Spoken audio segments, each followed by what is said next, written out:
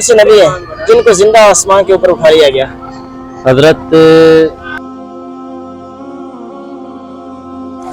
अस्सलाम वालेकुम, आपका क्या नाम है? मेरा नाम हसन। वालेकुम सलाम। आपका क्या नाम? हसन। हसन। आपका क्या नाम? मोहम्मद उस्मान अशरफ। मोहम्मद सुभान अशरफ। अच्छा, आपका क्या नाम है? मुशर्रफ अहमद। मुशर्रफ अहमद। आप क्या काम करते हैं? मेरी शॉप है कौन सी? ये नलकी बटन वाली। जबरदस्त। आपकी कौन सी क्या काम है? मैं स्टूडेंट भी और साथ करियाने वाली शॉप है हमारी। अच्छा, आप कौन सी क्लास पढ़ रहे हैं?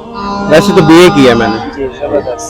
फिलहाल वक्त बीए के एग्जाम्स दिए हैं। कौन सी यूनिवर्सिटी से? नहीं, प्राइवेट यूनिवर्सिटी। प्राइवेट से। आप क्या कर रहे हैं? ये मेरी टक शॉप है। कौन सी? टक शॉप। अच्छा अच्छा, जबरदस्त। अच्छा, आपसे चंद एक हम इस्लामी सवाल पूछेंगे, आपने उनका जवाब देना है। हमारे आखिरी नबी का क्या नाम है? हजरत मोहम्मद सल्लल्लाहु अलैहि वसल्लम। हमारे आखिरी नबी पर कौन सी किताब नाज़िल हुई? कुरान मजीद।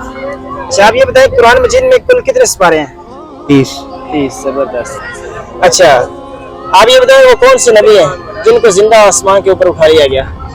हजरत दाऊद अलैहिस्सलाम में से ख्याल से। नहीं, थोड़ा सोचे ना। हजरत इसराइल अलैहिस्सलाम।